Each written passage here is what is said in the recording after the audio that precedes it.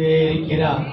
2024 ஆண்டு போஷிக்கும் ஆண்டு. கர்த்தர் நம்மை போஷிக்கும் ஆண்டு. அல்லேலூயா. அவரே நம்மை போஷிக்க போகிறார். யாக்கோபுடைய சுதந்திரத்தால் உன்னை நான் போஷிப்பேன் என்று கர்த்தருடைய வாய் இதை சொல்லிற்று. கர்த்தருடைய வாய் சொல்லுகிறது, நான் உன்னை போஷிப்பேன். போஷிக்கிற ஆண்டு. ஏசாயா 58 அதிகாரம் 14 வசனம். அப்பொழுது கர்த்தரில் மனமகிழ்ச்சியா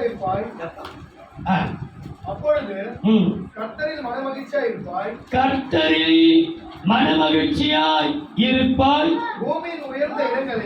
பூமி உயர்ந்த இடங்களில் இருக்கும்படி பண்ணி உன் தகப்பனாகிய யாக்கோபுடைய சுதந்திரத்தால் உன்னை போஷிப்பேன். கர்த்தருடைய வாயினை யார் சொல்லுகிறது? நான் உன்னை போஷிப்பேன். அன்பின் தெய்வமே, இரக்கமுள்ளவரே, தேவரே,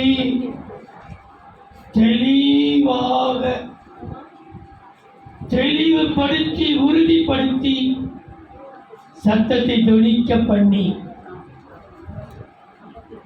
நான் உன்னை போஷிப்பேன் என்று கர்த்தருடைய வாய் சொல்லிற்று. 24 ஆண்டு பிள்ளைகள் நினைக்கிறார்கள், வேலை இல்லையே, வருமானம் இல்லையே, கஷ்ட வாடகை கட்ட முடியாது, எப்படி நடக்கவே தெரியல. ஆனால் கர்த்தர் போஷிப்பேன் இந்த வாக்கு பண்ணியிருக்கிறேன். நீ போஷிப்பீராக. எப்படி போஷிப்பீர்? யாரை கொண்டு போஷிப்பீர்? எதற்காக போஷிப்பீர்? நீர் போஷிப்பதினாலே எருசலேம் ஜெபசபை எப்படி இருக்கும் என்கிறதை நீ விவரித்து காட்டுகிறார். அன்றே நாவை அக்கினிமயமான நாவாய் மாற்றும். மாம்சம் வெளிப்படக்கூடாது, என்னை சுய வெளிப்படக்கூடாது. கர்த்தரே வெளிப்படுவீரார், ஆசீர்வதிப்பீரார். இயேசுவின் நாமத்தில் பிதாவே, ஆமென். திரும்ப ஒரு விசை வாசிக்க கேட்கலாம். அப்பொழுது ஏசாயா 58 அதிகாரம் 14 வசனம். அப்பொழுது கர்த்தரில் மனமகிழ்ச்சியாய் இருப்பாய். கர்த்தரில் ஒருமையில் போடப்பட்டிருக்கிறது. கர்த்தரில் மனமகிழ்ச்சியாய் இருப்பாய். பூமியின் உயர்ந்த இடங்களில். எப்படிப்பட்ட இடமா? பூமியில் இருக்கிற பெரிய பெரிய இடங்களிலே, பூமி உயர்ந்த இடங்களிலே உன்னை ஏறி இருக்கும்படி பண்ணி. உன்னை ஒருமையில் வருது, உன்னை ஏறி இருக்க பண்ணி. உன் தகப்பனாகிய யாக்கோபுடைய சுதந்திரத்தால். உன் தகப்பனுடைய சுதந்திரத்தால் உன்னை போஷிப்பேன். உன்னை போஷிப்பேன். கர்த்தருடைய வாய் இதை சொல்லிற்று. கர்த்தருடைய வாய் இதை கர்த்தர் போஷிக்க போகிறார். ஒவ்வொரு போஷிக்க போகிறார். ஆச்சரியமாய் போஷிக்க போகிறார். அதிசயமாய் போஷிக்க போகிறார். நீ தடுமாற வேண்டிய அவசியமே இல்லை. நான் 5ஆம் தேதி என்ன வாழ கட்டும், நீ 1ஆம் தேதி சொல்றாரு, நான் உன்னை போஷிப்பேன். கர்த்தருடைய வாய் இதை சொல்லிடுச்சு. இவ்வளவு வாடகை எப்படி கட்ட போற? நீ கட்டுவாய். கர்த்தர் கிருபை தருவார். உன் வருமானம் ஆசிக்கப்படும். உயர்ந்த இடங்களிலே உன்னை ஏறி இருக்க பண்ண போகிறார். நீ தாழ்ந்த இடத்தில் இருக்கிற கர்த்தர் உயர்ந்த இடத்திலே கர்த்தரை கொண்டு போகிறார். இந்த சத்தம் போன மாதத்திலிருந்து ஒரு வார்த்தை வந்து கொண்டே இருக்கு. நான் உன்னை போஷிப்பேன். கர்த்தருடைய வாய் இதை சொல்லி தொடர்ந்து அந்த வார்த்தை வந்து கொண்டே இருந்தது. எப்படி எப்படி கர்த்தர் போஷிக்க போகிறார்? அப்போ எல்லா இடத்துல வறுமை வந்தாலும் நம்மை போஷிக்க வல்லவராக இருக்கிறார். அல்லேலூயா. ஆற்று தண்ணி வற்றி போனார். அல்லேலூயா. தூங்குனாலே சொல்லுவோம், எல்லாம் விழிப்பாக இருக்கிறது. உங்களுக்கெல்லாம் தனி பாடல் வந்து தெருவிலிருந்து எடுக்கும் பொழுது பாடக்கூடியவர்கள் ஒரு 2 சரணமோ 3 சரணமோ பாடுங்கள். தனி பாடலாகவே நீங்கள் வந்து பாடலாம். ஒவ்வொருத்தரும் வந்து பாடலாம். நமக்கு நேரம் இல்லாததினாலே, ஏனென்றால் நேற்று ஞாயிற்றுக்கிழமையும் வந்தீர்கள். இன்னைக்கு காலையில் ஞானசனாரை முடித்துவிட்டு மறுபடியும் வந்திருக்கிறீர்கள். நேரத்தோடு உங்களை முடித்து அனுப்புகிறேன். கர்த்தர் நல்லவர். போகும்போது உங்களுக்கு ஒரு டீயும் ஒரு பன்னும் இருக்கிறது. ஐயாவுக்கு பண்ணு நம்ம நல்லவர்.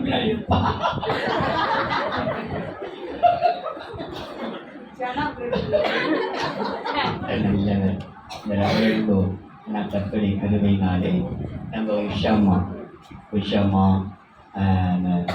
மேரி அவங்க வந்து இந்த பிள்ளை ஞானஸ்தானம் எடுத்ததுனால கொடுக்கணும் என்று சொன்னார்கள். சரி கொடுங்கன்னு சொல்லியிருக்கிறேன். போகும்போது உங்களுக்கு பண்ணும் டீயும் கொடுக்கப்படுது, சாப்பிட்டு போகலாம். கர்த்தர் ஆசீர்வதிப்பார். கர்த்தர் உயர்ந்த இடத்திலே பூமியில தான் நம்ம செத்திட பிற்பாடு போய் என்ன தரம் வைக்கப்படுகிறோம். ஆனால் இங்கே சொல்லப்பட்டிருக்கிறது, உன்னை இந்த பூமியில் உயர்ந்த ஸ்தானத்திலே கொண்டு போய் நிறுத்தி உன் தகப்பனுடைய சுதந்திரத்தின் நான் உன்னை போஷிப்பேன் என்று கர்த்தருடைய வாய் சொல்லிச்சு. கர்த்தர் நம்மை போஷிப்பார். ஆனா நீதிமொழியில் ஒரு வசனம் உண்டு பாருங்கள். நீதிமொழிகள் 10ஆம் அதிகாரம் 21ஆம் வசனம். நீதிமானுடைய உதடுகள், நீதிமொழிகள் 10ஆம் அதிகாரம் 21ஆம் வசனம். நீதிமானுடைய உதடுகள் அநேகரை போஷிக்கும். அநேகரை போஷிக்கும். நீதிமானுடைய உதடுகள் அநேகரை அப்ப நீதிமானுடைய வாயை திறந்து பேசினாலே சாப்பிட்டது போல ஒரு நல்ல அவன் நீதியான வார்த்தை வருகிறது. நீதிமானுடைய உதடுகள் ஒருத்தர் 2 பேர் அல்ல, அநேகரை போஷிக்கும். இன்னைக்கு இந்த வார்த்தை உங்களை போஷிக்கப்படுகிறது. நீதிமானுடைய உதடுகள் அநேகரை போஷித்து உங்களை அனுப்பப்படுகிறது. நீதிமொழிகள் 30ஆம் அதிகாரம் 9ஆம் வசனம். நான் பரிபூரணம் அடைகிறதினால். நீதிமொழிகள் 30:9. நான் பரிபூரணம் அடைகிறதினால் மறுதலித்து கர்த்தர் யார் என்று சொல்லாதபடிக்கும், தரித்திரப்படுகிறதினால் திருடி என் தேவனுடைய நாமத்தை வீணிலே வழங்காதபடிக்கும், என் படியை எனக்கு அளந்து என்னை போஷித்தருளும். என்னை போஷித்தருளும். ஆண்டவரே, எனக்குள்ள ஒரு படி இருக்கிறது.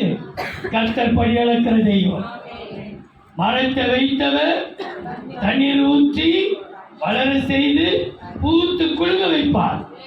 நம்ம படி அளக்கிற கர்த்தர் இருக்கும் பொழுது நாம் கலக வேண்டிய அவசியமே இல்லை. வேலைக்கு போய் இந்த மனுஷன் எப்படி செய்யப்படுறது தெரியலையே, அந்த மனுஷன் வேலைக்கு போய் சம்பாதித்த உன் கையில் கொடுக்கக்கூடிய வருஷம் இந்த வருஷம். உன் குடும்பத்தை கர்த்தர் போஷிக்கப்படுகிற ஒரு வருஷமா இருக்கு. கர்த்தர் எப்படி போஷிப்பார்? யாரை கொண்டு போஷிப்பார்?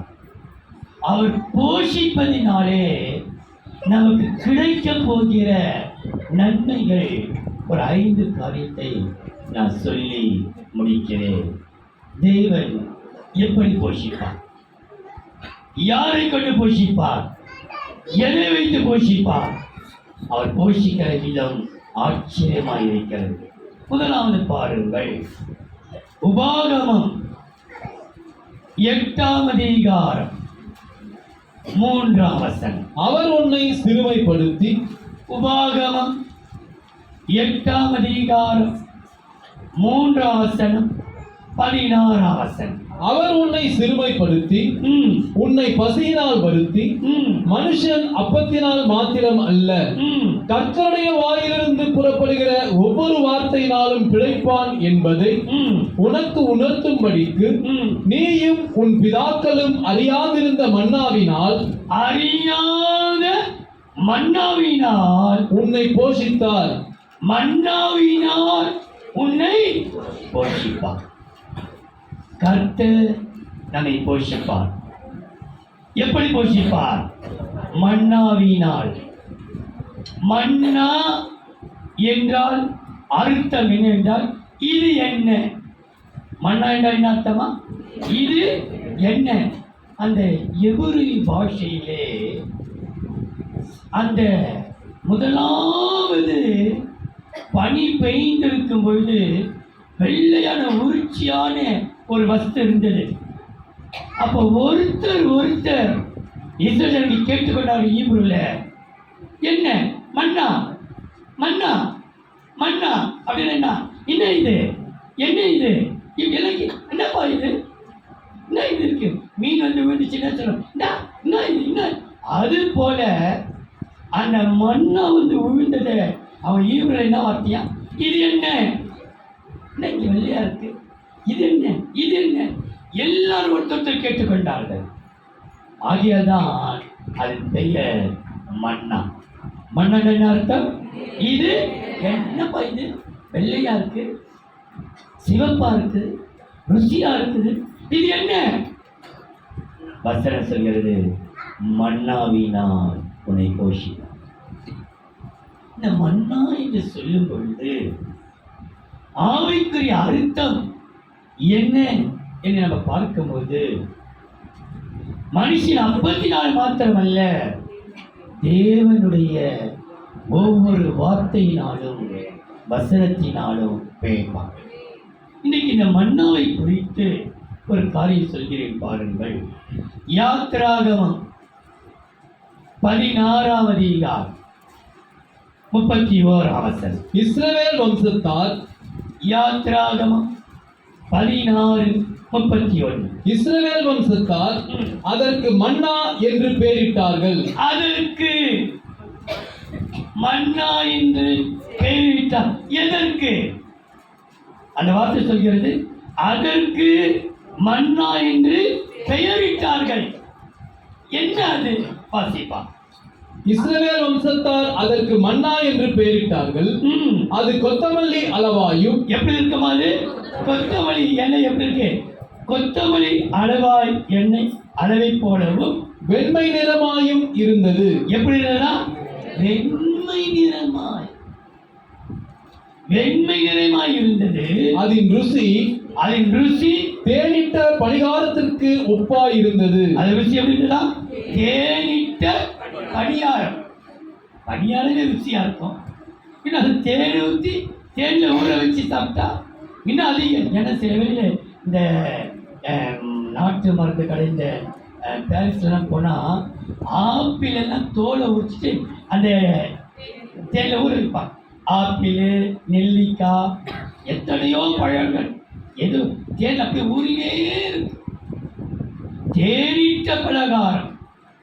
அப்போ கர்த்தர் 24வது வருஷத்திலே விசேஷமான ஆகாரத்தை கொடுத்து உங்களை அவர் ஆசிரியக்க வைக்கிறார். அது ஒரு பக்கம் இருக்கட்டும். ஆனால் மன்னாவினால் போஷிப்பேன் என்று சொன்னால், மன்னா உன்னை வெண்மையாக்கக்கூடியது. அது வெண்மை நிறைகிறது. உன்னை வெண்மையாய் உன்னுடைய எல்லா பாவக்கரைகளையும் இன்றையோடு கர்த்தர் முடிவுக்கு கொண்டு வருகிறார். உன்னை அறியாமலே தூசி படைந்திருக்கலாம். நீ தெரியாமலே சில பழக்க வழக்கத்துக்கு அடிமைப்பட்டிருக்கலாம். நீ ஆண்டவர் சொல்றார், என் மகளே, என் மகனே, நான் உன்னை வெண்மையாக்கப் போகிறேன். நீ விரும்பாவிட்டால் கூட நான் உன்னை வெண்மையாக்குவேன்.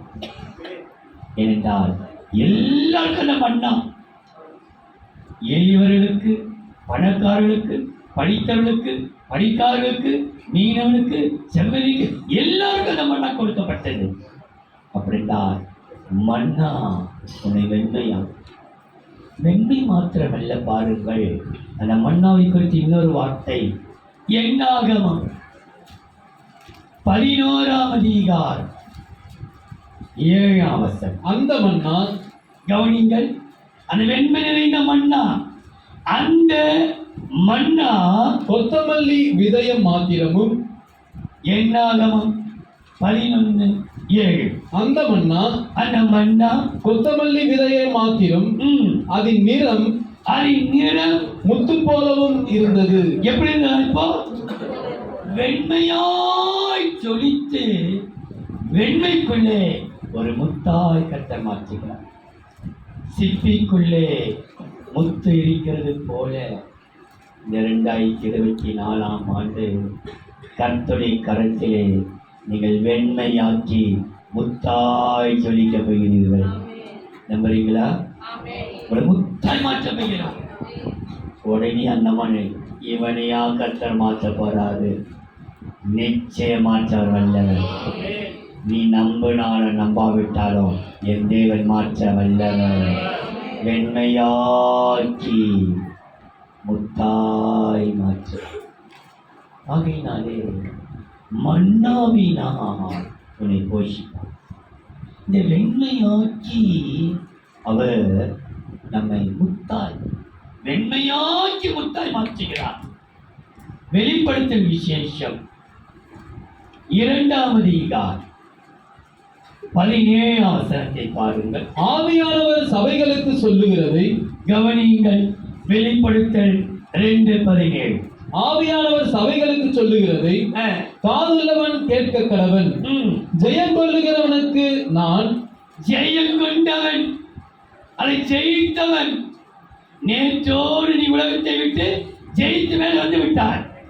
ஜெயம் கொள்கிறவனுக்கு நான் மறைவான மன்னாவை புசிக்க கொடுத்து. என்ன மன்னா வாங்க? மறைவான மன்னா, அறியாத மன்னா.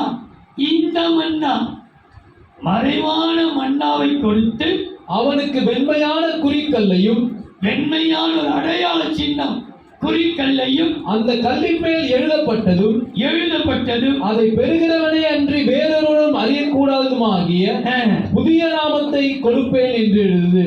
அவளுக்கு ஒரு புதிய ஒரு வாழ்க்கை, ஒரு புதிய பெயர், புதிய நாமம்.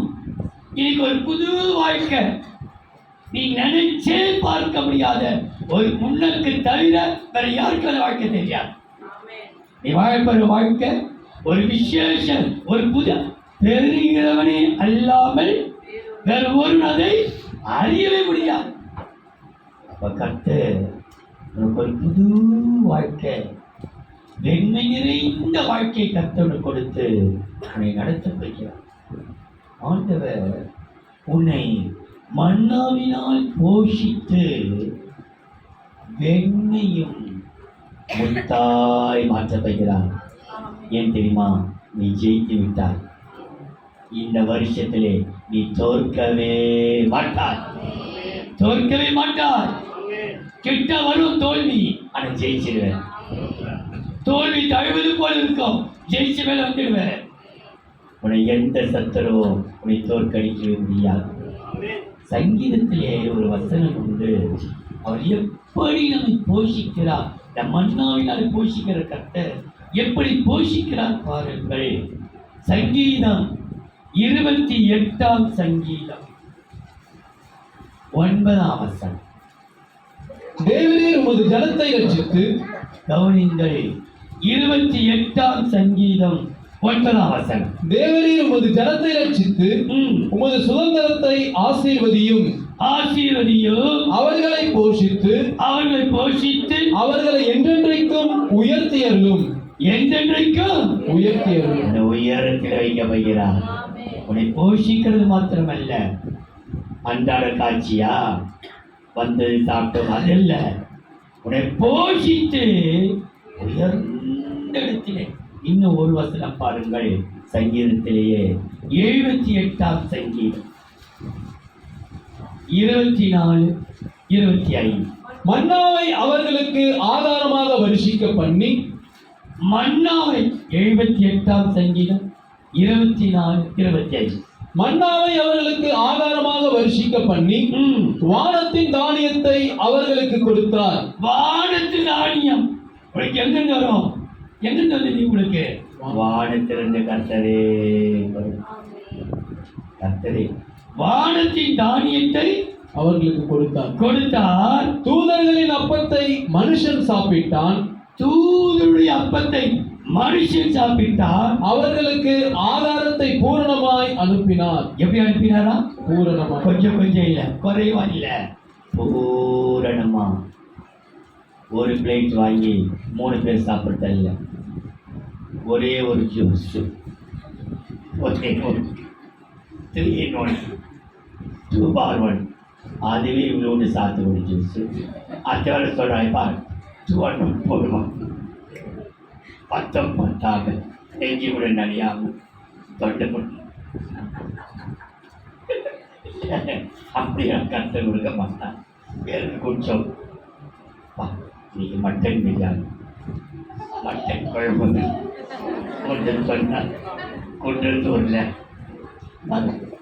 ஒரு குடும்பம் 10 பேர் ஆசை சிரிக்கிறார். அந்த பிள்ளைக்கு தூக்கம் வரல. எனக்கு வராம எனக்கு தூக்கம். கத்தன அவர் சொல்லுவாரு, பாஸ்டர் என் மாமியார் குடும்பம் ஒரு பெருமைக்காரர். ஏன்பா 1/4 கிலோ மட்டன் வாங்குவாங்க, 3/4 கிலோ கேரட், 3/4 கிலோ உருளைக்கிழங்கு, 3/4 கிலோ பீன்ஸ். எதற்கு சொல்லினா கர்த்தருடைய வாயிலே சொல்லிட்டு கர்த்தர் மன்னாவினால் போஷிப்பார். எப்படி போஷிப்பார் என்றால் வெண்மையாக்கி முத்தாய் மாற்ற. 2வது 1 ராஜாக்கள் 17ஆம் அதிகாரம் 4ஆம் வசனம் 6ஆம் வசனம். அந்த ஆற்றின் தண்ணீரை குடிப்பாய். 1 ராஜாக்கள் 17ஆம் அதிகாரம் 4-6. அந்த ஆற்றின் தண்ணீரை குடிப்பாய். அங்கே உன்னை போஷிக்க காகங்களுக்கு கட்டளையிடுவேன் என்றார். காகங்களை கொண்டு போஷிப்பாராம். யாரை கொண்டு? மன்னாவினால் போஷிப்பார். 2வது காகங்களினால், ஒரு காகம் அல்ல, காகங்களினாலே போஷிப்பேன். 6வது காகங்கள் அவனுக்கு விடியற் காலத்தில் அப்பமும் இறைச்சியும், காகங்கள் அவனுக்கு அப்பத்தையும் இறைச்சியையும், சாயங்காலத்தில் அப்பமும் இறைச்சியும் கொண்டு வந்தது. காகங்கள் சாதாரணமாக நான் கூட இந்த காகம் பிடிக்கிட்டு போவோம், அது குழந்தைங்க நமக்கு பிடிப்பாரு, அப்படிதான் நம்ம தவறா நினைச்சிருந்தோம்.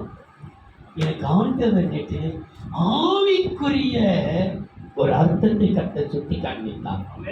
இந்த காகம் என்று சொல்லும் பொழுது ஆதியாகமம் 8ஆம் அதிகாரம் 7ஆம் வசனம். ஒரு காகத்தை வெளியே விட்டான். கவனியுங்கள், நோவா பேழையிலே பலதரப்பட்ட பறவைகள், பலதரப்பட்ட நாட்டு மிருகங்கள், பலதரப்பட்ட காட்டு மிருகங்கள் இருந்தது. ஆனால் அதிலே எத்தனையோ பறவை இருந்திருக்கும்.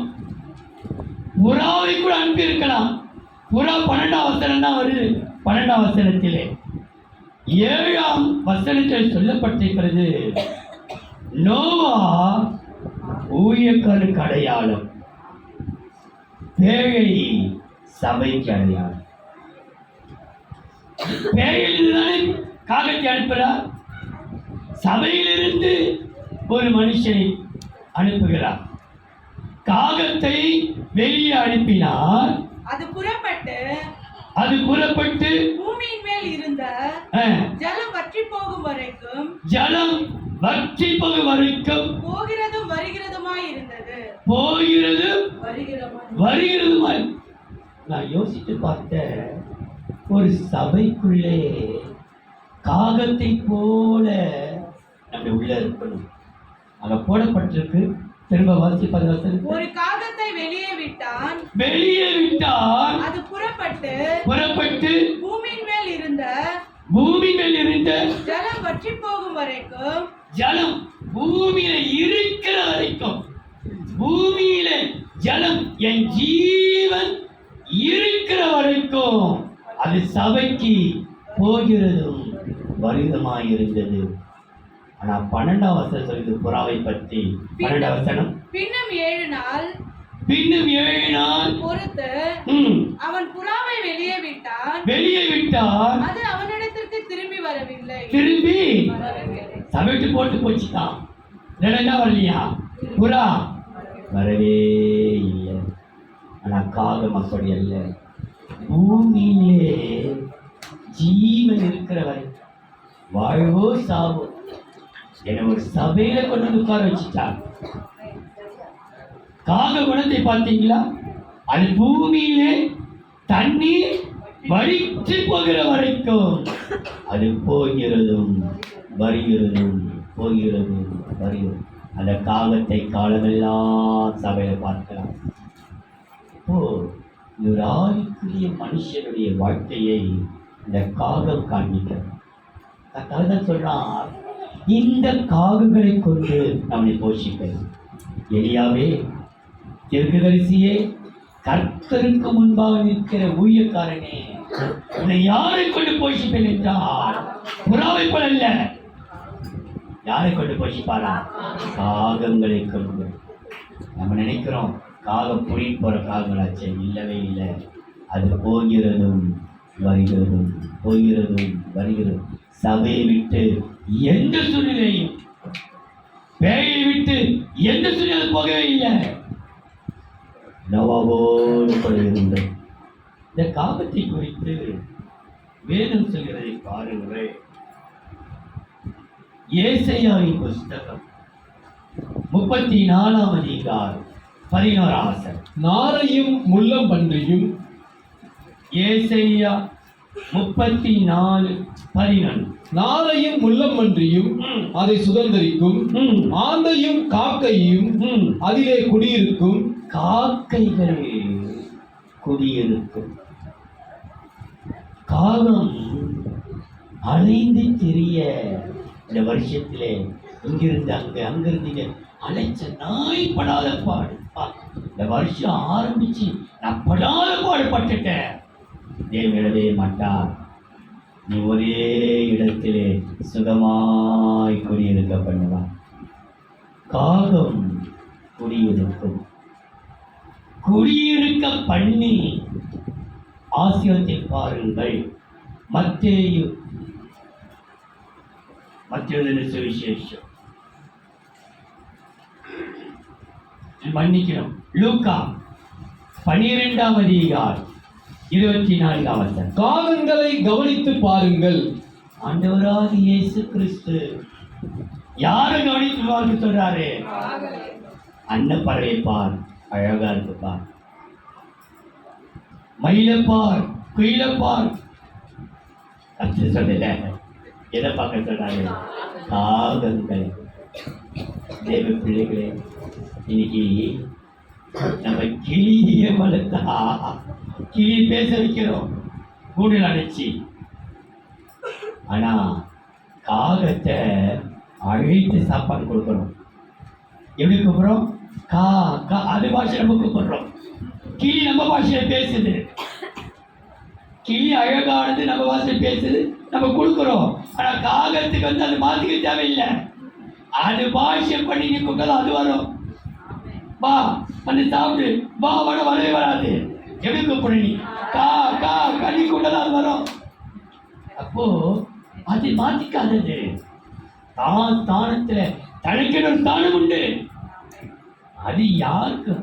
ஆண்டவர் சொன்னாரு, காகங்களை கவனித்து பாருங்கள். பாருங்கள். அவைகள் விதைக்கிறதும் இல்லை, அறுக்கிறதும் இல்லை. அறுக்கிறதும் இல்லை, அவைகளுக்கு பண்டச்சாலையும் இல்லை, களஞ்சியமும் இல்லை. இல்லை. இல்லாவிட்டாலும் அவைகளையும் தேவன் பிழைப்பூட்டுகிறார். பிழை பூட்டுகிறார். பறவைகளை பார்க்கிலும் நீங்கள் எவ்வளவோ விசேஷித்தவர்களாய் இருக்கிறீர்கள். காகத்தை சொல்லிட்டு அவர் சொல்றாரு, நீங்கள் விசேஷித்தவர்கள். இந்த 2024ஆம் ஆண்டு கர்த்தர் உன்னை குடியிருக்கிற பண்ணுகிற இடத்திலே உன்னை விசேஷித்தவளாய் கர்த்தர் மாற்ற வைக்கிறார். விசேஷித்தவளை மாற்ற வைக்கிறார். அப்படின்னால் உனக்கு ஒரு குறை இல்லாமல் நீ விசேஷித்த தன்மையோடு தனித்தன்மையோடு பிரகாசிக்க போகிறாய். காகங்களை கவனித்து பாரு. ஆண்டவர் எத்தனையோ காரியத்தை சொல்லியிருக்கலாமே. காகங்களை கவனித்து பாரு. காகங்களுக்கு வயதே தெரியாது. இது கிழக்காகம், கிழக்கருப்பா, இது கிழக்கரு, கிழாடு தெரிஞ்சது ஈஸியா. ஆனா காகங்களை சொல்லவே முடியாது. கிழநாய் நம்ம சொல்றோம். ஆனா கிழக்காக சொல்லியிருக்கிறோமா தெரியாது அதுக்கு. அதே போல காகங்கள் இனவிருத்தியை மனிதனுக்கு முன்பாக காட்டவே காட்டும்.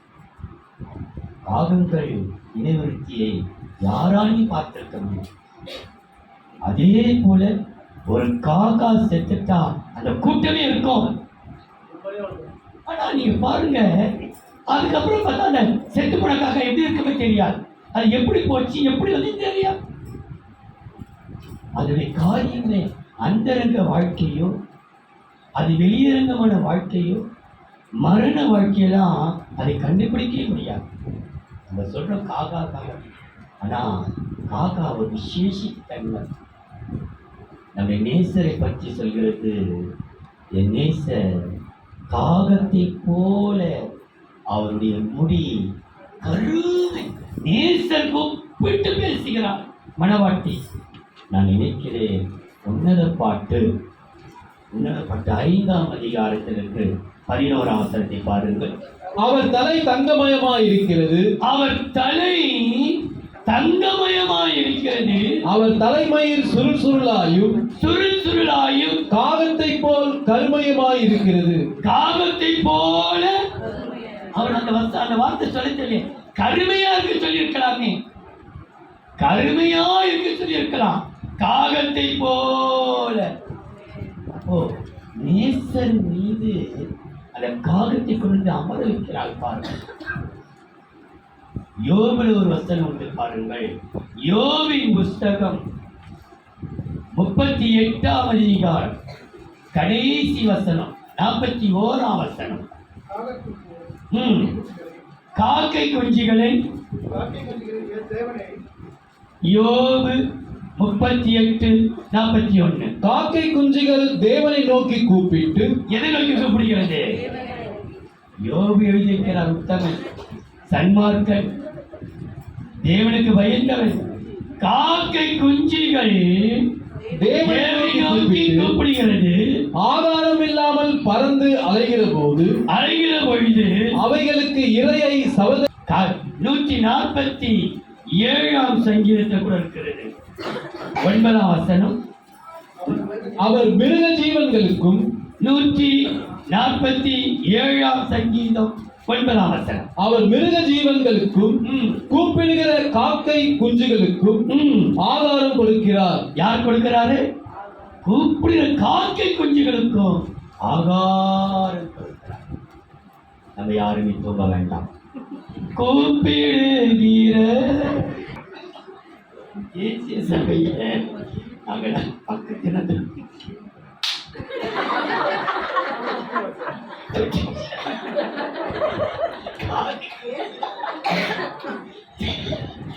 பாப்பா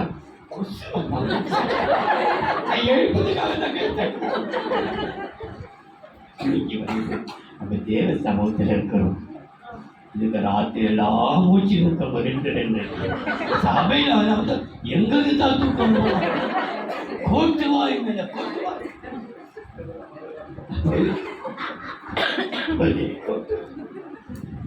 ராத்திரி எல்லாம் மூச்சு இருக்குதுங்கோ. சபையில பார்த்து எனக்கு சபையில வந்து நல்ல தூக்கம் கொடுக்குறான். விசால் கொடுக்குறான். வசனத்தை கேட்க கூடாது.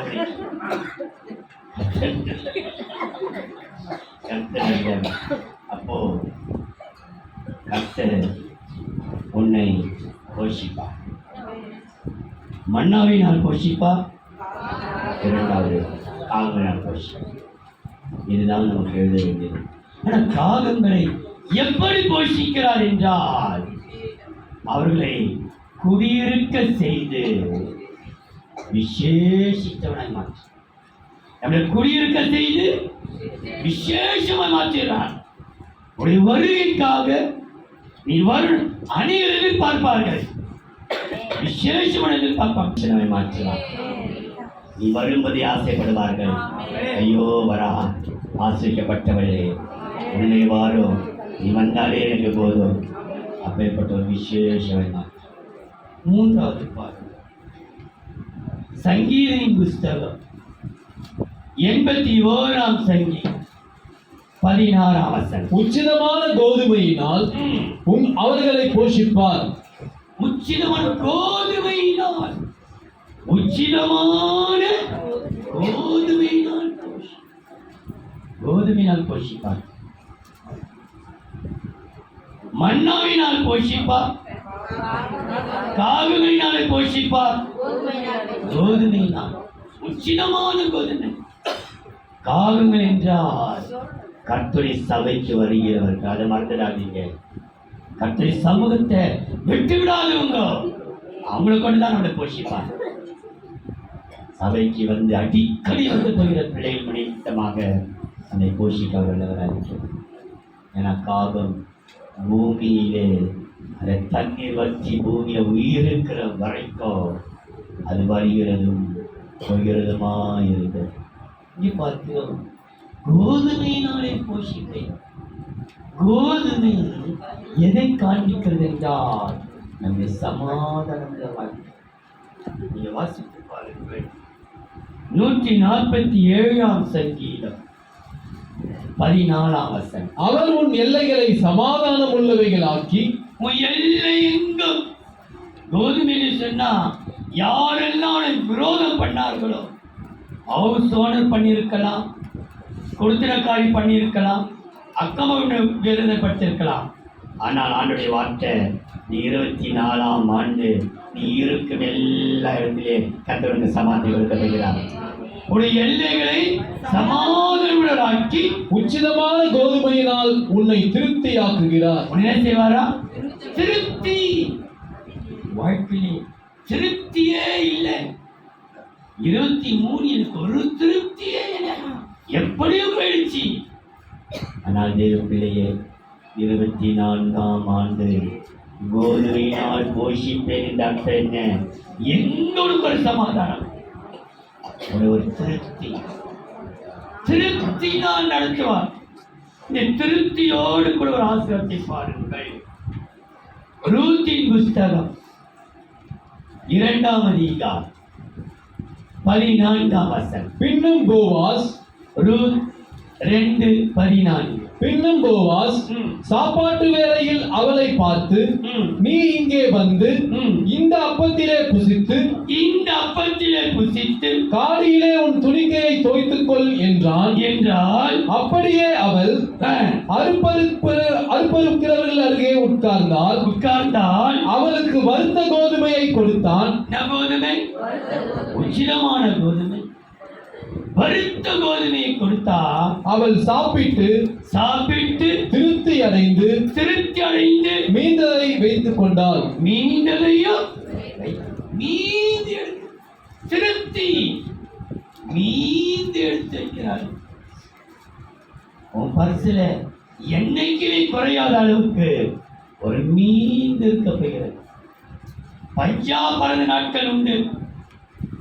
வந்த சம்பளத்தை பிஞ்சனை அப்படியே பறக்கூட்ட நாட்கள் உண்டு. ஆனால் 24ஆம் ஆண்டு நீ திருப்தி அடைந்து மீத எடுத்து வைப்பார். வெறும் திருப்தியும் மீதி மாத்திரமல்ல, இந்த கோதுமை சமாதானத்தை காட்டுகிறது, ஒரு சந்தோஷத்தை காட்டுகிறது. கோதுமை அறுவறுப்பு நாட்களே சந்தோஷப்பட்டார்கள். 1 சாமுவேல் 6ஆம் அதிகாரம் 13ஆம் வசனம். பெத்ஷிமேசின் மனுஷர் 1 சாமுவேல் 6:13. பெத்ஷிமேசின் மனுஷர் பள்ளத்தாக்கில் கோதுமை அறுத்து கொண்டிருந்தார்கள். கோதுமை அறுத்து கொண்டிருந்தார்கள். அவர்கள் தங்கள் கண்களை ஏறெடுக்கும் போது, கோதுமையை அறுத்து கொண்டிருக்கும் பொழுது, கோதுமையை அப்படியே சேர்க்கும் பொழுது கண்கள் எடுத்து பார்க்கையில் பெட்டியை கண்டு அதை கண்டதினால் சந்தோஷப்பட்டார்கள். கண்டதினாலே என்ன பட்டார்களா?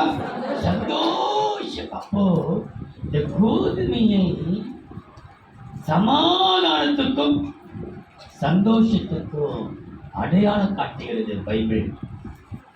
ஏதோ கோதுமையை திருப்தியாக சொல்லித்தான் கோதுமையை போஷிப்பேன்னு அர்த்தம்.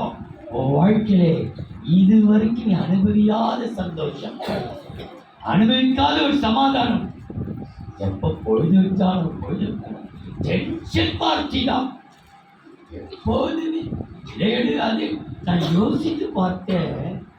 பிள்ளைங்களை எல்கேஜி யூகேஜி அனுப்புற தாயோ தகப்பனோ எங்கடா வச்ச ஸ்கேல், எங்கடா வச்ச பென்சில், எங்கடா வச்ச சாக்ஸ், எங்கடா வச்ச நீ தலைமை கைக்கு வைக்கிற, அப்புறம் என்ன தெரியும் இருக்கிற ஷூ எங்க வச்சு தெரியலையே, செருப்பு எங்க வச்சு தெரியல, அவன் ஜட்ஜி எங்க வச்சு தெரியலையே, எங்க வச்சு நீ தானே துவைக்கிறீங்க, நீ தான் ஒரே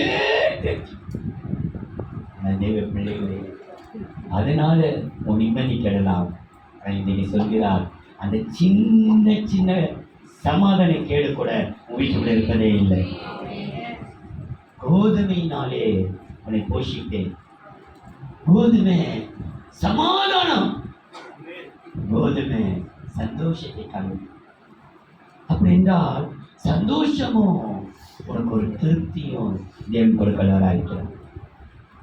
இந்த 2024ஆம் ஆண்டு கோதுமையினால் போஷிப்பேன் அர்த்தம் உன்னை திருப்தியாக்கி உன்னை சந்தோஷப்படுத்துவேன். நீ வாழ்ந்த வாழ்க்கை கண்ணீர் நிறைந்த வாழ்க்கை, நீ வாழ்கிற வாழ்க்கை துக்கம், வெளியே சொல்ல முடியாத ஒரு துக்கம்.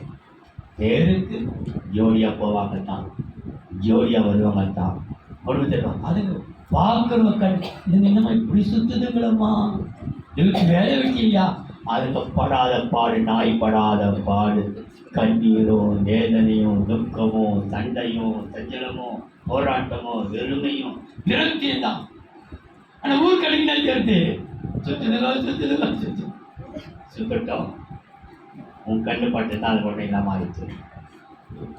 ஆனால் கர்த்தர் சொல்றார், மகளே, என் மகளே, நீ சந்தோஷமும் திருப்தியுமாய் இருப்பார்.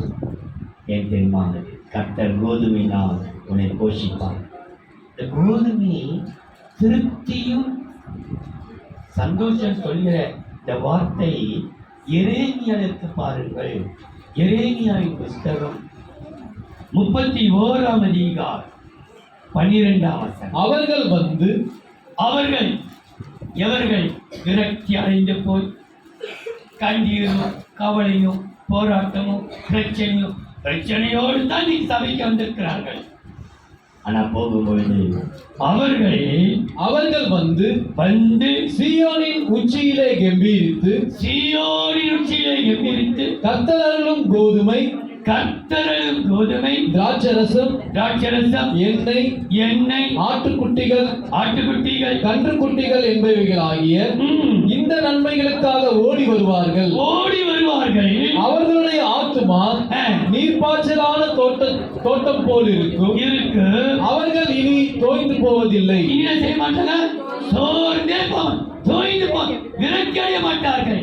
தோய்ந்து போவதில்லை. அப்பொழுது கன்னிகைகளும் வாலிபரும் முதியோரும் கூட ஆனந்த களிப்பாய் மகிழ்வார்கள். எப்படி மகிழ்வார்களா? எல்லாம் ஒரு சந்தோஷம். கோதுமைக்காக வருவார்கள். கோதுமை நன்மை சுட்டி காண்பிக்கிறது, ஆனந்த சந்தோஷத்தை காண்பிக்கிறது.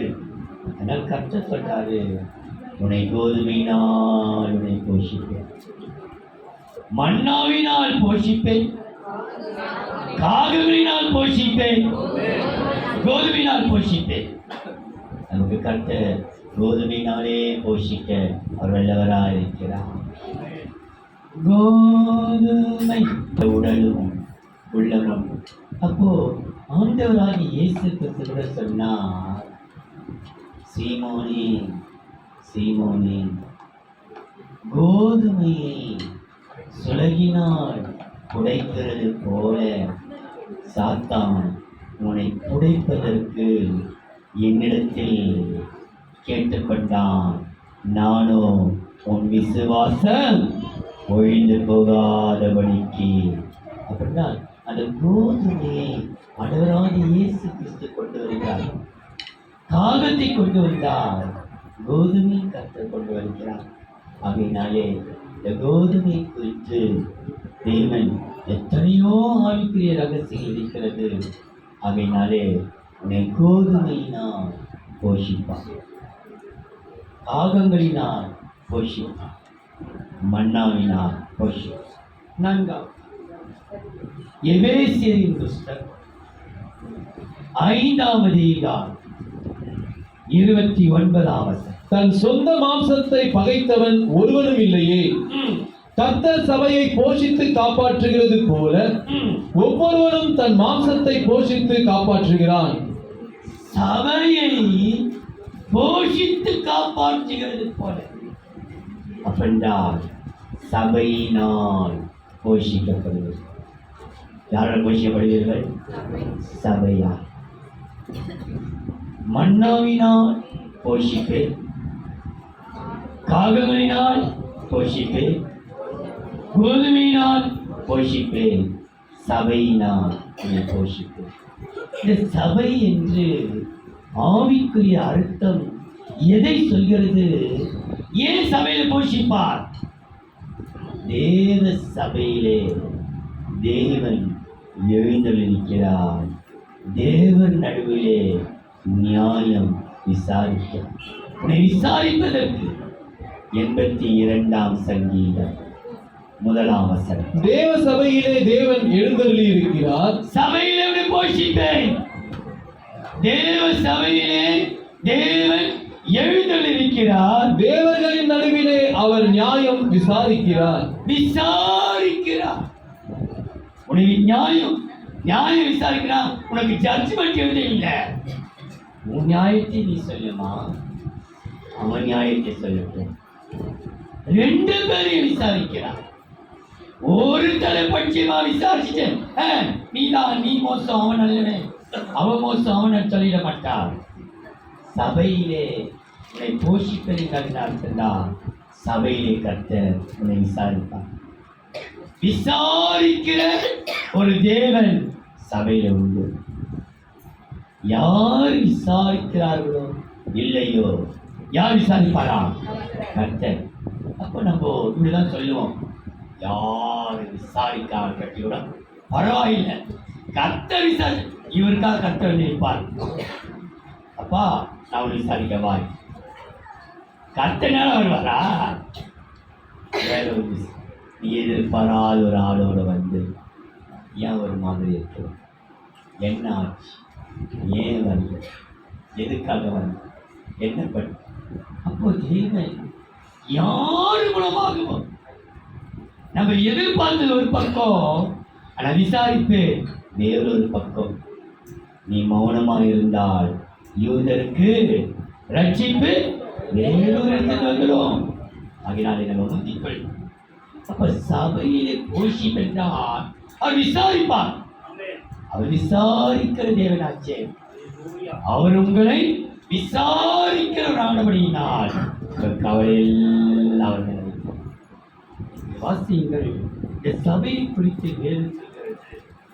அப்போஸ்தலர் 2ஆம் அதிகாரம் 47ஆம் வசனம். தேவனை துதித்து.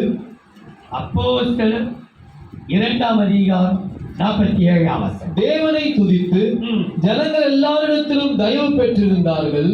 தயவு பெற்றிருந்தார்கள். ரட்சிக்கப்படுகிறவர்களை கர்த்தர் அனுதினமும் சபையிலே சேர்த்துக் கொண்டு வந்தார். சபையிலே இருக்கிறவர்கள் தயவு பெற்றிருந்தார்கள். எல்லாரிடத்திலும் தயவு. அப்போ சபையினாலே போஷிக்கின்றார். உன்னை விசாரித்து தயவு காட்ட எங்க போய் நிக்கிறியோ அவங்க கண்கள் எல்லாம் உனக்கு தயவு கிடைச்சிடும். நீங்க பாருங்க, 24வது வருஷத்துல நீங்க முரட்டு கால சொன்னீங்க, அவர்கள் கண்டு தயவு கிடைச்சிடும். இந்த வணங்காமுடி தயவு கிடைச்சிடும். சில பேர் சொன்னா அவங்க வீட்டை அசைக்கவே முடியாது. கர்த்தர் உனக்காக அசைப்பார். எப்படிப்பட்டவரையும் ஏன் தெரியுமா? அவருடைய வாய் சொன்னது, நான் உன்னை போஷிப்பேன் என்று கர்த்தருடைய வாய் சொல்லி இருக்கிறது. அவர் சபையினால் போஷிப்பென்றால் உனக்கு விசாரிப்பு உண்டு. தயவு. இந்த விசாரி உனக்கு 1000 ரூபாய் வரலையா, நான் தரப்போ. 6000 வரல உனக்கு, நான் தரப்போ. நிச்சயத்தை கொடுத்துருவான். எப்படி வந்து சேர்ந்துடும்? என்ன விசாரிக்கிற கர்த்தர் சபையில் இருக்கிறார். எல்லாரும் பெற்றுக்கொண்டு போகும்போது நம்ம பிள்ளை சும்மா விட ஆண்டவர் சும்மா விடுவாரா? ஒரு நாள் விடவே மாட்டார். உனக்கு வந்து சேரும். நியாசமாக இருக்கப்படும் பிள்ளையே. அப்போஸ்தலர்கள் ஒரு வசனம் உண்டு சபையை குறித்து. 12ஆம் அதிகாரம் அப்போஸ்தலர் 5ஆம் வசனம். அப்படியே அப்போஸ்தலர் 12:5. அப்படியே பேதுரு சிறைச்சாலையிலே காக்கப்பட்டிருக்கையில் சபையார் அவனுக்காக தேவனை நோக்கி ஊக்கத்தோடு ஜெபம் பண்ணினார்கள். அப்போ சபையார் அவனுக்காக ஊக்கமாய் ஜெபித்தார்கள். நிச்சயமா சபை விட்டுடார். சில பேர் வரலையே, சில பேர் காணலையே, சில பேர் ஞான அந்த பேரெல்லாம் வாசித்தோம். இனிமேல் கர்த்தர் சித்தமனால் ஒவ்வொரு வருஷம் ஞான சிறப்பு பேர் வாசித்து ஜெபிக்கலாம். அப்போ இவங்களாம் வரலையே, அந்த வருது வராக்கட்டி போகும் சொல்லுவாங்க. அப்போ நம்ம ஏசிய சபை பற்றி சொல்வாருன்னா, ஐயாவை பற்றி நம்ம பாஸ்டர் வரமாட்ட கட்ட மாட்டார், போற மாட்ட தேட மாட்டார். வந்துடுச்சு பால் கொடுக்க மாடு வந்துச்சு, கட்டியப்படி பாலை கறந்தெடுக்க மாட்டார். போற மாட்டேன்னு செய்ய மாட்டாராம், தேட மாட்டார். அப்படின்னா யாரு வந்தா கூட அதுக்கு அக்கறை இல்லை. வருக வரட்டும், போருங்க. வந்த மாட்ட கட்ட மாட்டாராம், போற மாட்ட தேட மாட்டார். அப்ப என்னன்னா அங்க ஒண்ணுமே விசாரிப்பு இருக்காது, ஒண்ணுமே இருக்காது. இவங்க பார்க்கறாங்களா?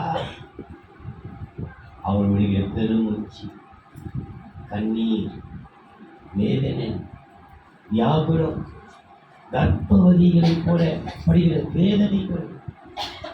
இப்ப நீங்க எப்படியோ எப்படிலாம் ஒருத்தர் வராக்க நீங்க விசாரிக்க காணிட்டு அவ்வளவு சில வேளையில நினைக்கும் பொழுதே என்ன சொல்லுவது? ஏன்பா எதுக்காக? நான் சரி மோசை கேட்டப்பட கூட கேட்பேன். ஏன்பா நானப்பா அவங்களுக்கு கேட்பேன். ஏன்பா எனக்கு இவ்வளவு மனவேதனை போட்டு அவங்க வந்தா என்ன வரா கட்டினா அவங்களுக்கு 10 ரூபாய் லாபமா, வந்த லாபமா, வரா கட்டி நஷ்டமா? எனக்கு ஒண்ணுமே இல்லையே, ஏன் எனக்கு இவ்வளவு இறுதிய வேதனை கொடுக்குறேன்? பாண்டு சொல்கிறாரு, ஆத்ம பாரம் அப்படியே போயிட்ட விட்டுடுவியா? அஞ்சிச்சா போட்டு சந்தோஷம் அப்படியே போயிட்ட விட்டுடுவீங்களா? அப்போ சபையில நம்மளால ஒன்றும் பண்ண விட்டாலும் ஒரு ஊக்கமான ஜெபம், அந்த ஊக்கமான ஜெபம் தான் ஒரு தூதனையே அனுப்பிட்டார் ஆண்டவர். வேற யாருமே அனுப்பல.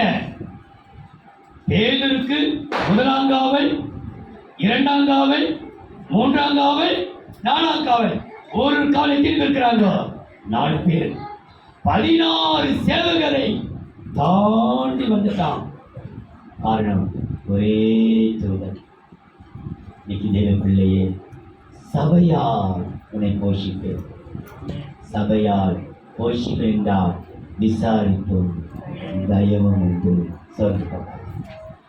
தேவ சபையாக சந்தோஷம் எல்லாருக்கும் கடைசியா சொல்லிட்டாங்க. ஈஸியா முடிச்சுட்டேன், தூக்க விட மாட்டேன், போத முடிச்சேன், அவ்வளவுதான். கடைசியா சொல்லி முடிச்சு.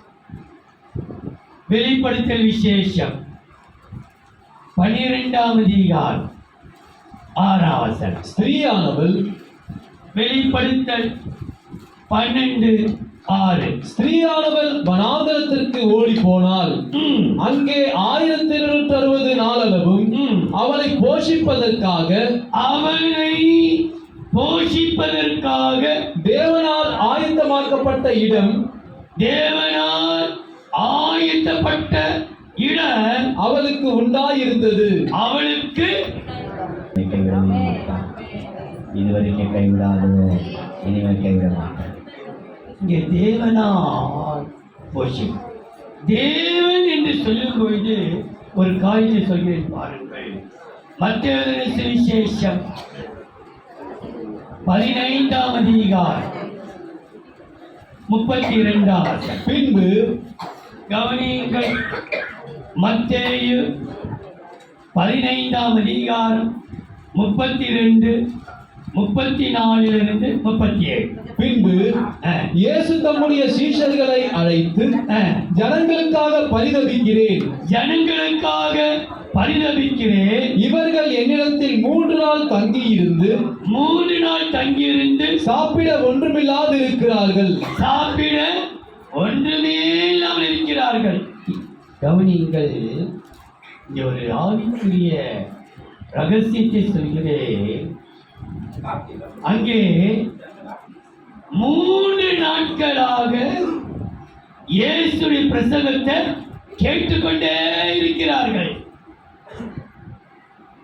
நீங்க இன்னொரு சுவிசேஷத்தை பார்க்கும்போது தான் சீஷர்கள் ஆள் அனுப்புறாங்க. ஆண்டவரே, உன் பிரசங்கத்தை முடிச்சுட்டு அவங்க வனாந்திரமான இடம் வீட்டுக்கு அனுப்பிடுங்க. ஆனா அந்த 3 நாளா தங்கி இருந்தவர்கள் சாப்பாடு கேட்டதாக அங்க சொல்லவே இல்லை. நீங்க பார்த்தீங்களா? அப்ப கேட்டதாக பசி எடுக்கிறது சொல்லவே இல்லை. ஜனங்கள் ஆகாரம் கேட்கல. யார் ஆகாரம் கொடுக்கிறது? இயேசு கொடுக்கிறார். இயேசு சொல்றாரு, 3 நாளா இவர்கள் என்ன இருக்கிறாங்க? சாப்பிடாமல் இருந்தே இருக்கிறார்கள். இவர்களை பட்டினியாய் அனுப்பிவிட எனக்கு மனதில்லை, வழியில் சோர்ந்து போவார்களே என்றார். 34-37. அதற்கு இயேசு, உங்களிடத்தில் எத்தனை அப்பங்கள் உண்டு என்று கேட்டார். அவர்கள் 7 அப்பங்களும் சில சிறுமீன்களும் உண்டு என்றார்கள். 7 அப்பங்கள் சில 2 மீன் அல்லங்க. வித்தியாசம் பாருங்கள். சில மீன்கள் இருந்தது. அப்பொழுது அவர் ஜனங்களை தரையில் பந்தி இருக்க கட்டளையிட்டு அந்த 7 அப்பங்களையும் அந்த மீன்களையும் எடுத்து, 7 அப்பங்கள் 5 அப்பம் அல்ல, 2 மீன் அல்ல, 7 அப்பத்தையும் அந்த சில மீன்களையும் எடுத்து ஸ்தோத்திரம் பண்ணி பிட்டு தம்முடைய சீஷர்களிடத்தில் கொடுத்தார். சீஷர்கள் ஜனங்களுக்கு பரிமாறினார்கள். எல்லாரும் சாப்பிட்டு திருப்தி அடைந்தார்கள். மீதியான துணிக்கைகளை 7 கூடை நிறைய எடுத்தார்கள். எத்தனை கூடை எடுத்தார்கள்? 7 கூடை. ஆனா இன்னொரு சம்பவம் மத்தேயு 14ஆம் அதிகாரம் 15-20. சாயங்காலமான போது அவருடைய சீஷர்கள் அவரிடத்திலே வந்து இது வனாந்தரமான இடம், நேரமும் ஆயிற்று, ஜனங்கள் கிராமங்களுக்கு போய் தங்களுக்கு போஜன பதார்த்தங்களை கொள்ளும்படி அவர்களை அனுப்பிவிட வேண்டும் என்றார்கள். இயேசு அவர்களை நோக்கி, அவர்கள் போக வேண்டுவதில்லை, நீங்களே அவர்களுக்கு போஜனம் கொடுங்கள் என்றார். அதற்கு அவர்கள், இங்கே எங்களிடத்தில் 5 அப்பமும் 2 மீன்களுமே அல்லாமல் வேறொன்றும் இல்லை என்றார்கள். சொல்லப்பட்டிருக்கு 5 அப்பமும் 2 மீனும் குறிப்பா சொல்லப்பட்டிருக்கிறது. இருக்கிறது அல்லாமல் ஒன்றும் இல்லை. அவைகளை என்னிடத்தில் கொண்டு வாருங்கள் என்றார்.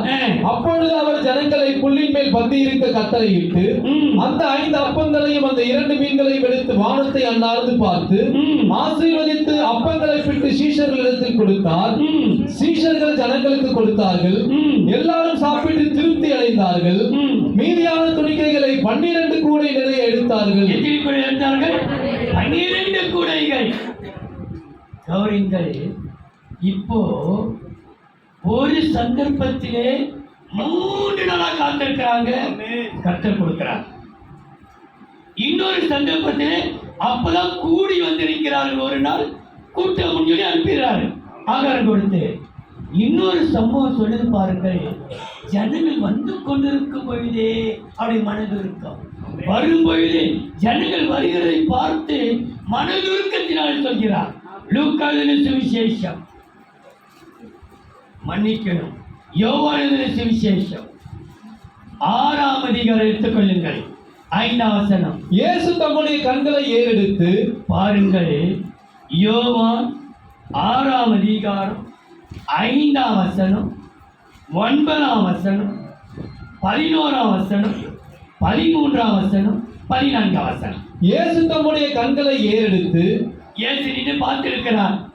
கண்கள் ஏறெடுத்து பார்த்து திரளான ஜனங்கள் தம்மிடத்தில் வருகிறதை கண்டு, அவன் உட்கார்ந்து நிற்கல, கூட்டம் நடத்தல, 3 நாள் ஜெபத்தில் உட்கார்ந்து இல்லை, உபவாச ஜெபத்தில் ஒன்றுமே இல்லை, இயேசுகிட்ட வராங்க.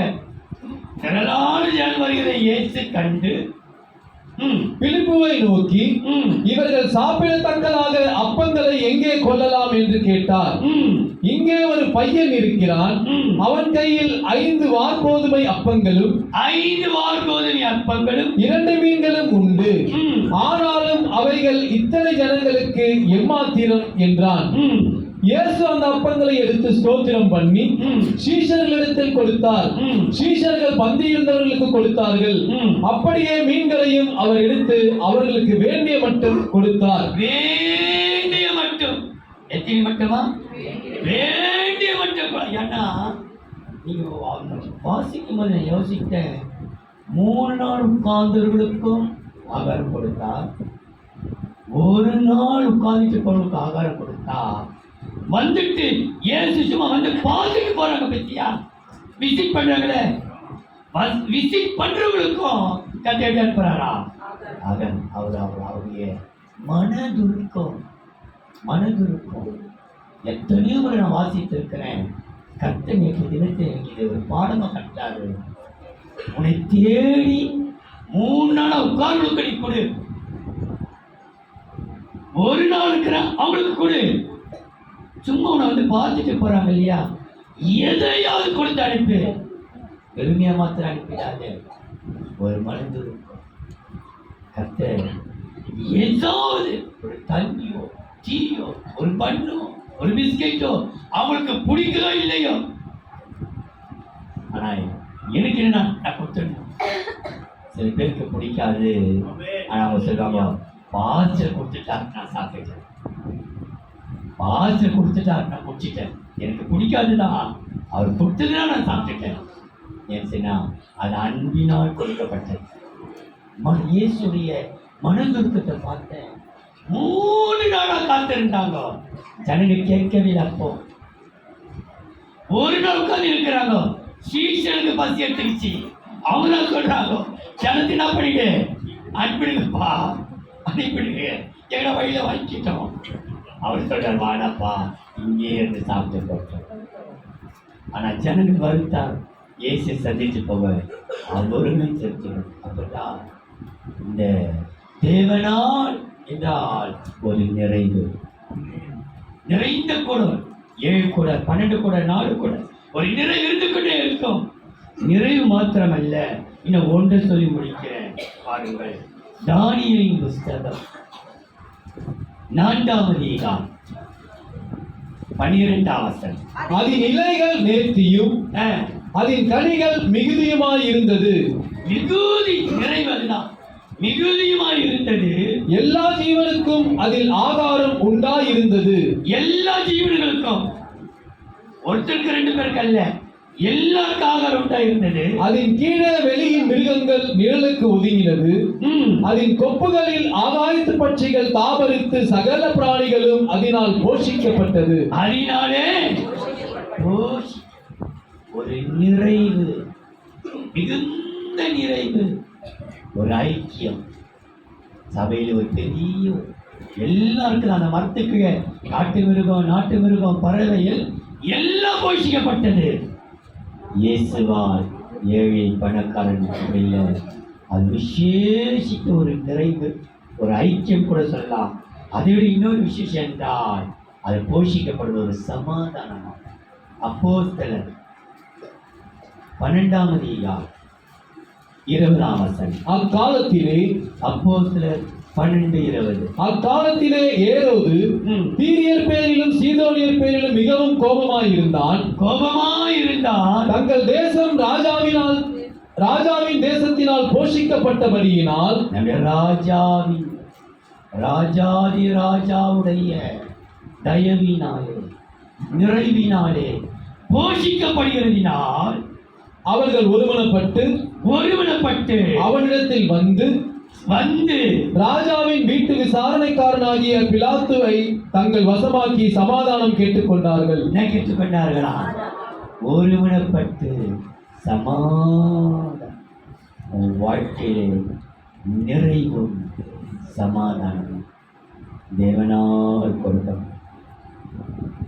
இந்த தேவன் வாயை திறந்து சொல்கிறார், யாக்கோபுடைய சுதந்திரத்தால் நான் உன்னை போஷிப்பேன் என்று கர்த்தருடைய வாய் சொல்லிற்று.